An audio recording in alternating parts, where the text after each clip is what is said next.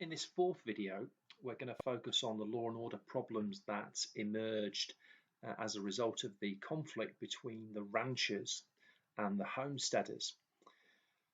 Now, ranching on the open range, as we discovered last week, needed a lot of land. An open range ranch could consist of at least 2,000 acres worth of land, which is an enormous space. Now, ranchers could not afford to buy all that land, but they were allowed to pasture livestock on the public land. But when the Homestead Act came in, that brought competition for that public land, as homesteaders could claim up to 160 acres of it at a time. And then, of course, the Timber Culture Act, and they could essentially claim up to 320 acres of it at a time. And this posed a threat to the ranchers, so they used various tactics to block homesteading on the plains in the areas that they wanted. So they used a number of methods to do this. So, for example, they would manipulate the Homestead Act. Now, remember, we said before that the Homestead Act, when we looked at the settlement of the West in the first round of videos on this, we said that the Homestead Act often did not do the things it was intended to do, and it could be manipulated by wealthy interests, and the ranchers are an example of this.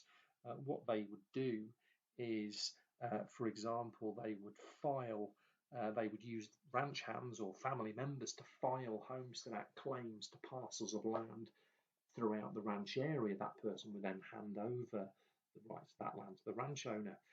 They would file claims for the bits of land on the ranch that contain the water holes and the springs. That would make the surrounding land undesirable and essentially hand it to the ranchers by default. They used the court system.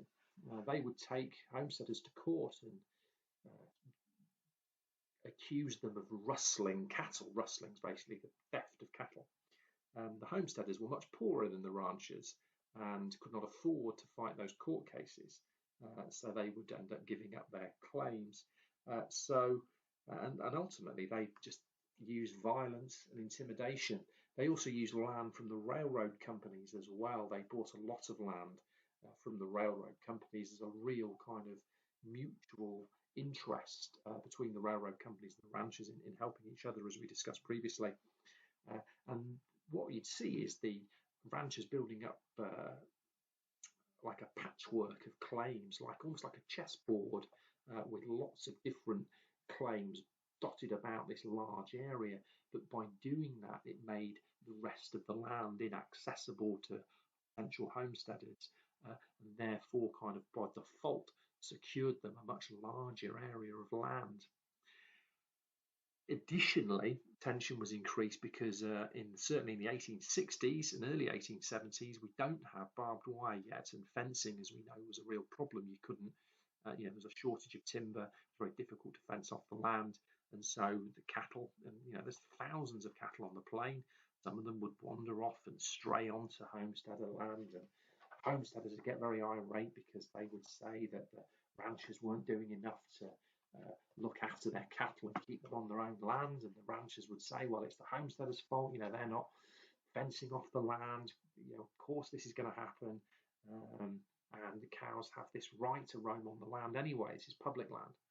So this all aggravated problems between the two sides. Rustling, we mentioned, was a big issue.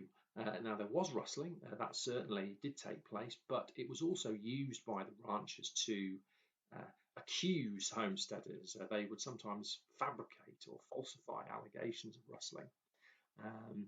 And because the ranchers dominated the government of cattle states like Colorado, Wyoming, and Texas, they would usually win court cases against homesteaders.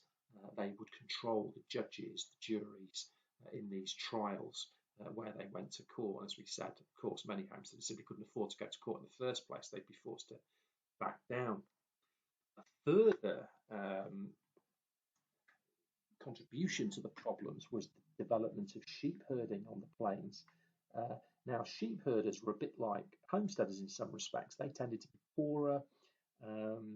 Many of them were ethnic minorities. Some were Hispanics. There were quite a few Scots and Irish that came over as well in this time period to herd sheep on the plains. And the cattlemen really disliked the sheep herders because, first of all, much like cows, sheep like grass. The problem is that the sheep graze the grass so much that they eat the grass down to the roots, so it would make it hard for the cattle to graze on that land. And secondly, the sheep spread a disease called sheep scab that could be dangerous for cattle as well. So you'd see attempts by ranchers to fence off the land to stop other animals using it, but then the sheep herders would come in and cut the fences. Some of these sheep herders are pretty tough guys. They were quite happy to take the cattle barons on.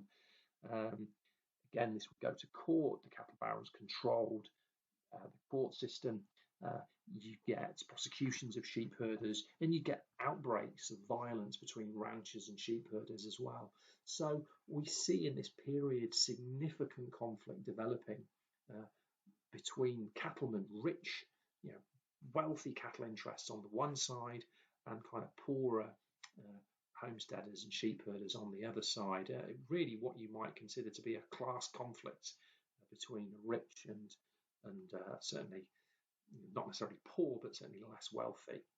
And that will manifest itself particularly in the Johnson County War of 1892 that we'll discuss in the next video.